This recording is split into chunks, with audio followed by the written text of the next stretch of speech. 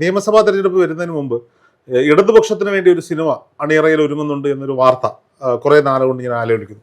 ഉമ്മൻചാണ്ടിയുടെ ജീവിതവും സിനിമയാകുന്നു എന്നൊരു അലയലി ഉണ്ടായിരുന്നു. പക്ഷെ ഇതാരാണ് ചെയ്യുന്നത്, എന്താണ് ചെയ്യുന്നതെന്നും പുറത്തു വന്നില്ല.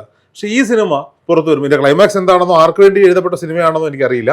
പക്ഷേ സിനിമയുടെ ട്രെയിലർ തരുന്നൊരു സന്ദേശം ഞാൻ പറഞ്ഞുതരാം.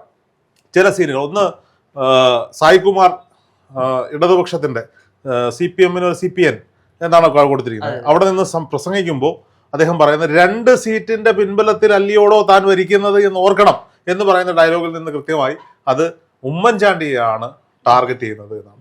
നിവിൻ പോളിയുടെ അച്ഛനായിട്ടാണ് ബാലചന്ദ്ര മേനോൻ അഭിനയിക്കുന്നത്. ആ ബാലചന്ദ്ര മേനോന്റെ കഥാപാത്രമാണ് ഉമ്മൻചാണ്ടി എങ്കിൽ ഹീറോയുടെ അച്ഛൻ എന്ന് പറയുമ്പോൾ ഉറപ്പായും ഉമ്മൻചാണ്ടിക്ക് വേണ്ടി കോൺഗ്രസ് രാഷ്ട്രീയം പറയുന്ന ഒരു സിനിമയായിരിക്കും പ്രതിച്ഛായ എന്ന് നമുക്ക് ചിന്തിക്കേണ്ടിയിരിക്കുന്നു. ചാണ്ടി ഉമ്മന്റെ ഒരു റിയൽ ലൈഫ് ഇൻസിഡന്റ് ആയിരിക്കില്ല. സ്വാഭാവികമായിട്ടും കഥ പറയുമ്പോൾ എഴുത്തുകാരൻ്റെതായ കുറെ കാര്യങ്ങൾ ഉണ്ടാവണമല്ലോ.